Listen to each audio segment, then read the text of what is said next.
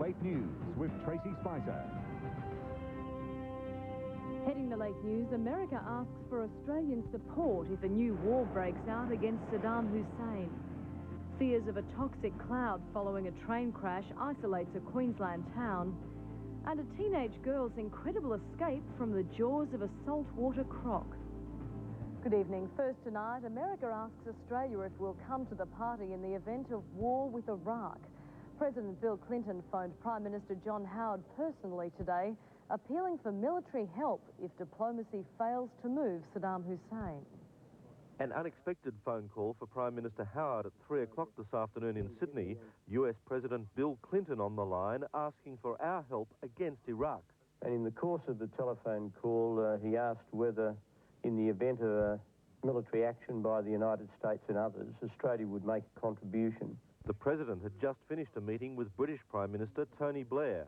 If Saddam does not comply with the unanimous will of the international community, we must be prepared to act. Well, the objective is very clear.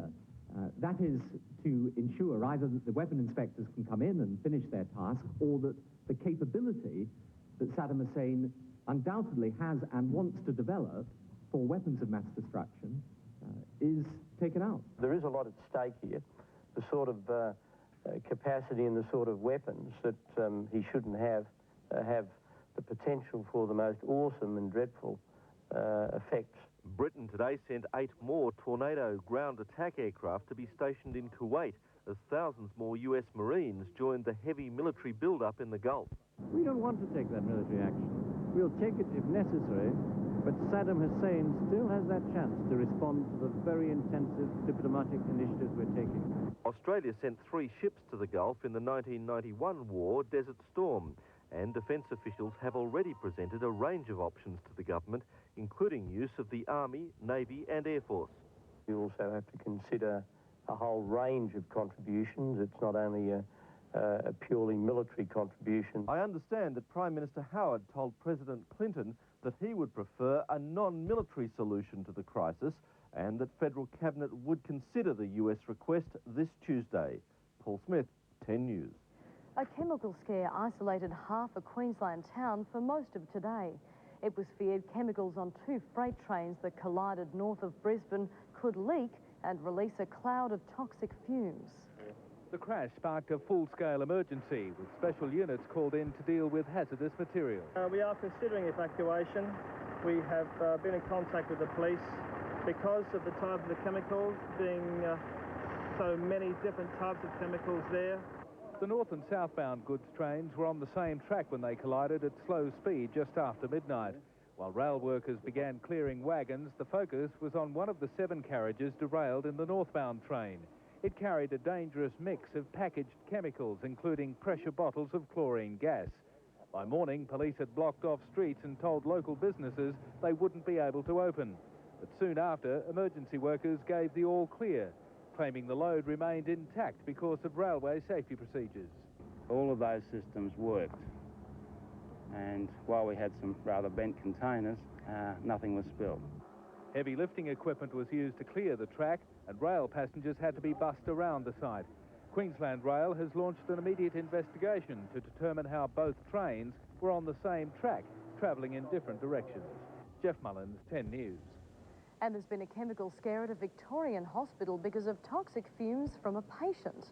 Geelong Hospital's emergency ward was evacuated when a 27-year-old man was admitted after swallowing a farm insecticide. Fumes from his clothing activated hospital alarms, bringing Country Fire Authority crews to clear the air. Hospital staff had to wear protective clothing to continue treating the man, who's now in a stable condition.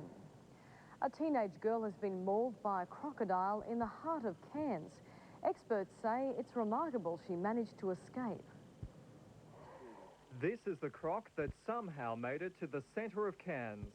Almost 4 metres long, the 10-year-old male was last night looking for prey. He found 15-year-old Elizabeth Pauser sitting alongside a city creek. Her horrified family was left to watch from the shore. The crocodile just came really fast like that and just grabbed her from the cement. The teenager was dragged underwater. The croc meant business, taking her into a death roll. 3 metres downstream, the struggling girl managed to grab onto an overhead branch. She was fighting for her life and won, the reptile letting go. It was today transferred to a farm south of Cairns.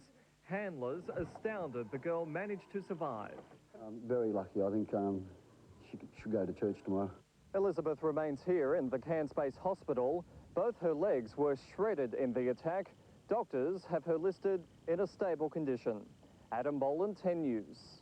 Hundreds of cars stranded by Melbourne's waterfront dispute have finally left the docks. Unionists say it was a goodwill gesture, allowing workers not employed by Patrick stevedoring to move 600 Toyota Camrys from Webb Dock. The union is fighting Patrick's decision to lease part of its dock to a non-union company formed by the National Farmers Federation. Despite this concession, there's been no progress at talks ordered by the Industrial Relations Commission. Various matters were discussed. The discussions were ultimately inconclusive. The Melbourne wharves could become the biggest industrial battle Australia's seen for years. The fight between the farmers and wharfies will really test the resolve of Minister Peter Reith, and he's our guest on Meet the Press at 8:30 in the morning, right after Newsweek. Australia's continuing car industry tariff protection is being credited with Holden's decision to embark on a major export program. The company says it will increase its workforce by almost 800 in the next 5 years. Holden is expected to make an extra 50,000 cars a year as part of its gigantic $1.4 billion export strategy. That's almost half the current production at Elizabeth. Holden will supply left-hand drive VT Commodores to the Middle East from April. And later in the year, Commodores will also be sent to Latin America, probably rebadged as Chevrolets. The government's recent win on tariffs was the key to the expansion. The latest announcement is in addition to the $1.5 billion plant being built at Elizabeth to produce the European-based Holden Vectra to be exported to Asia. The government says it's extremely pleasing that Holden's American parent company, General Motors, has faith in South Australia's expertise. Holden's annual export earnings are tipped to eventually rise to around $1 billion. Peter Sellen, 10 News. And still to come in 10's Lake News, American President Bill Clinton hitting back in the sex claims row. And Prince Charles returns to an ancient Himalayan kingdom.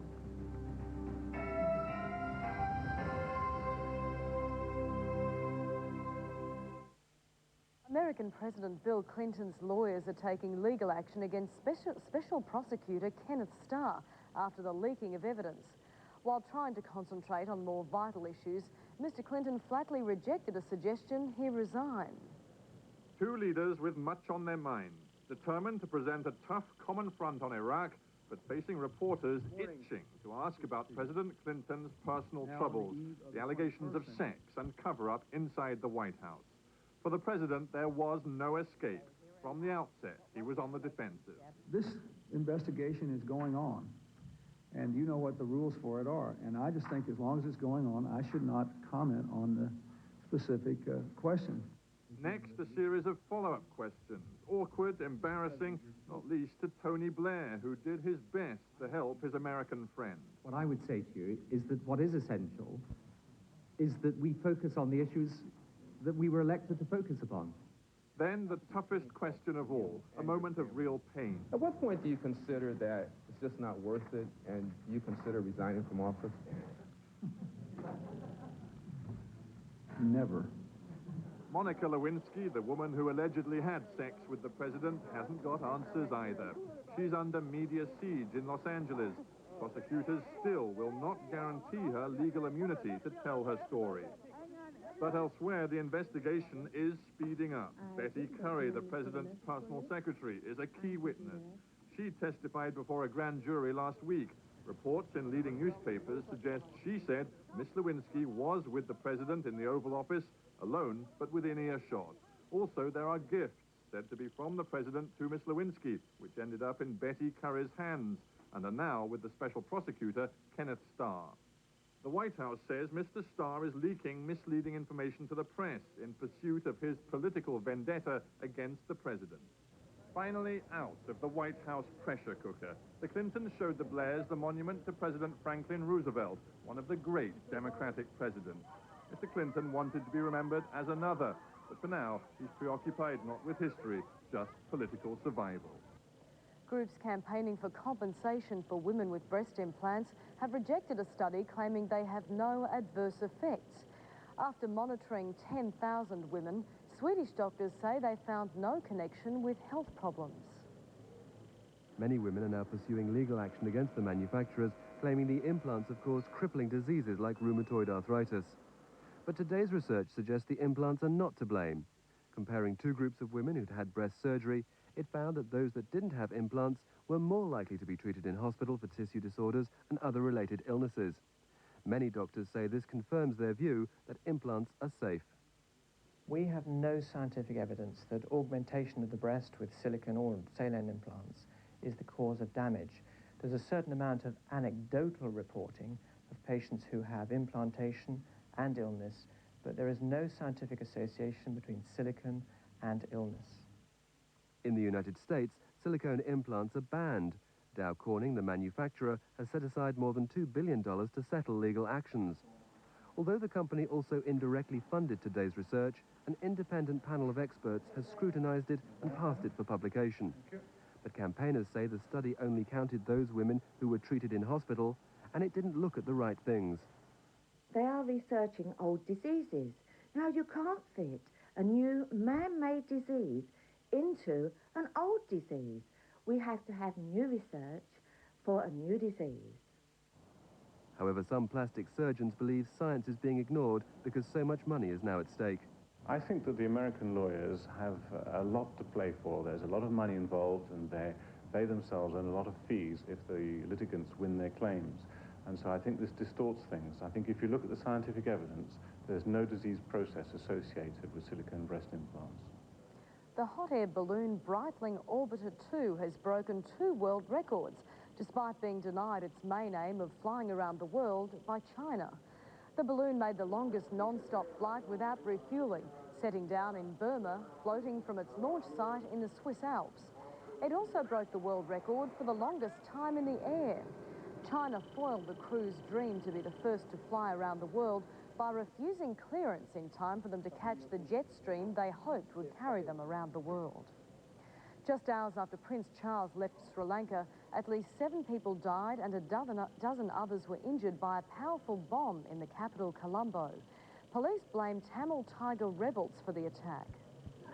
The attack in Colombo was no doubt calculated to catch out a government that had just been able to heave a sigh of relief that the independence anniversary celebrations and Prince Charles's visit had passed off without hitch. The suicide bomber struck at one of the checkpoints that are situated all over Colombo to try to prevent just this sort of attack taking place. It had all the hallmarks of being the work of the Tamil Tigers. By then, Prince Charles had reached Kathmandu, the capital of one of the world's poorest but most distinctive countries. A Hindu kingdom never colonized and virtually shut off from the outside world until the 50s, but now with 14 communist parties. This historic quarter of Kathmandu, the prince's first stop, has buildings dating back to the 15th century and is known as the City of Beauty. After the security worries of Sri Lanka, the visit to this Himalayan kingdom has immediately struck a very different note, and there is a poignant one too. Princess Diana paid a fondly remembered visit here 5 years ago.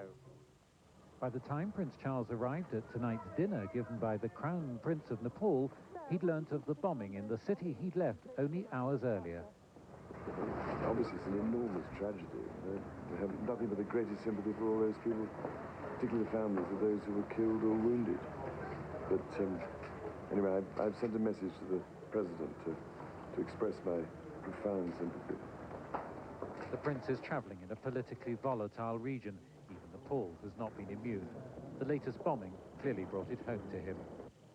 When 10's Late News continues, police believe they've solved a 9-year-old murder mystery in Western Australia and playing the stock market without getting burnt.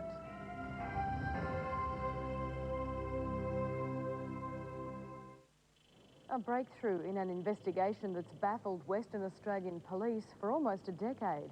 Murder charges have finally been laid over the disappearance of a man on the Kalgoorlie goldfields in 1989.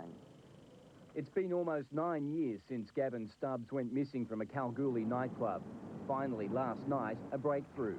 Police arresting a man in Bunbury. Well, we allege that this person saw Gavin in an intoxicated state at the nightclub and stalked him for robbery. 34-year-old Alan David Thompson was taken to Kalgoorlie, where he was today charged with willful murder, ending any hopes friends and family had of finding Mr Stubbs alive. We knew there was foul play involved virtually after about 24 hours. And we have sort of been waiting for this result to come out, but no, it wasn't the one we wanted. The arrest follows a tip-off last week, sparking a search for the victim's body in mine shafts around Kalgoorlie. After interviewing Thompson, police will now resume the search, also looking for other suspects and calling for any information to help them locate the body. Anthony Robertson, 10 News. Sydney television journalist Tony Barneo was one of 2 victims of a light plane crash in far north Queensland. The plane plunged into a river near Burketown while flying from Sydney to Darwin. A former Network 10 reporter, Tony Barneo, was the only passenger in the Pitts special stunt plane. The pilot was well-known aerobatic flyer Alan Daff, also of Sydney. Police say the aircraft plunged into the Leichhardt River and disintegrated after flying into power lines. They were alerted after reports of widespread blackouts in the area. A British couple has flown to Sydney to be with their daughter, fighting to survive horrific burns. Gabrielle Mazzali's parents arrived in Sydney today to be told their daughter's condition remains critical. Terry and Sandra Cooling were relieved to learn their daughter is still in there fighting after suffering life-threatening burns. Gabrielle Mazzali was doused with an accelerant and set alight at her Sydney home on Wednesday. Her mother and stepfather have been travelling ever since, and today they were ready for the worst. Sorry? We don't know what it's going to greet us when we get to the hospital. We're frightened. I just want to see her, really. I just want to get there and see for myself, see her. The nurse's former de facto is also in hospital with serious burns, but police are yet to lay any charges as they wait to see if Gabrielle will pull through. Despite a ventilation machine and around-the-clock care from nurses devastated by the fate of one of their own, the hopes for Gabrielle's survival continue to fade. She's unable to talk, using the slightest of hand movements to communicate with hospital staff. Police say she can only be recognised from photos by her eyes. Her parents at least grateful to be totally updated on her condition after their first confusing contact with the hospital on Thursday. I kept on asking how, or was there an explosion, and he said, I can't tell you, or I don't know, and the Sydney police will be ringing you. Their bedside vigil will continue tonight. Gabrielle's mother also relying on the comfort of an old friend to help give her daughter every chance. Adam Malters, 10 News. A huge fire has burnt out 3 buildings at a Sydney industrial complex. Firefighters battled for 5 hours to get the blaze under control early today. Part of the complex was used to store PVC pipes and plastic garden furniture, materials which fueled the blaze. Another section destroyed was used to manufacture low cholesterol chips. The fire brigade puts the damage at $1 million or more. Convicted Gold Coast con man Peter Foster faces more charges after allegedly resisting arrest when found in Melbourne. Foster is now charged with assaulting police, resisting arrest and trying to escape from custody. He was treated for minor injuries after his arrest in the seaside town of Frankston. Foster has been on the run since December when he failed to appear in a Queensland court for a hearing to extradite him to England. The smell of money lured thousands to Sydney's stock exchange today. It was share day at the exchange, but as many first-time investors learned, it can be risky business. There are the show bags and, if you dare, a roller coaster ride of the financial kind. It goes up and down. Share day at the Australian Stock Exchange. Even the green are looking for a slice of the action. Slowly getting the hang of it. Market guru Rene Rivkin always draws a crowd. How does he finance that lavish life of cigars and champagne? The main rule is all booms bust. So all you got to do, if a boom's happening, sell your shares. Spooked by the Asian crash, one broker says no need to be. Long term, there's money to be made by pouncing on undervalued stock. The investors should be looking at investing in Asia on at least a 3 to 5 year basis. In an era of mum and dad investors, there's no real need for an hourly stock market update, but official figures show the exchange is still a man's world. The financial hothouse seems to leave most women cold. That's being a bit sexist, isn't it? With the high-profile floats of Telstra, the Commonwealth Bank and Woolworths, we're becoming a nation of stock market investors. 33% of the Australian population now has a finger in the share market pie. The big challenge, understanding the jargon, bulls, bears and short selling. Long term, not a challenge, because all you've got to do is take the first 100 stocks, throw a dart and buy them. Still, one thing confuses even the experts. Tax. Darren Roberts, 10 News. And still ahead in 10's Late News, the latest on the weather. Kids strut their stuff. And sports tonight with Matthew White. Thanks, Tracy. A big night of sport from around the world. We'll have Greg Norman's remarkable round of golf in Sydney, the first ice hockey games played in Nagano, motor racing, triathlon and the Socceroos feel the heat against Chile in the Optus World Series. Take it down. Surely a penalty goal.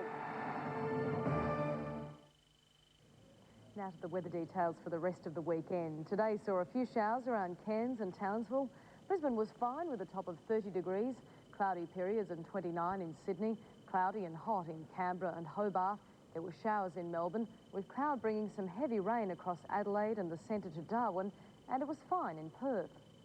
The satellite shows an extensive cloud bank sweeping across the continent, with the heaviest cover over Victoria and Tasmania.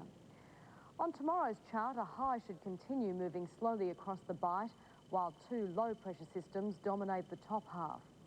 To the forecast now, the Weather Bureau says tomorrow should bring some showers around Cairns, a mainly fine day to Townsville and Brisbane, a stormy change after a top of 30 degrees in Sydney. It should be wet and stormy in Canberra. Showers are predicted for both Melbourne and Hobart, clearing and 21 degrees in Adelaide, fine and hot in Perth, clearing across the centre, and it should be fine in the top end. It was the time for some cute kids to take to the catwalk in Sydney today.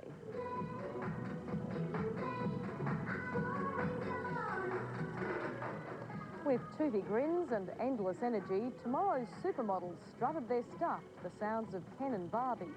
Dressed to kill, they showed off the 100% Mini Minor winter line, big on tights, hats and zebra PJs.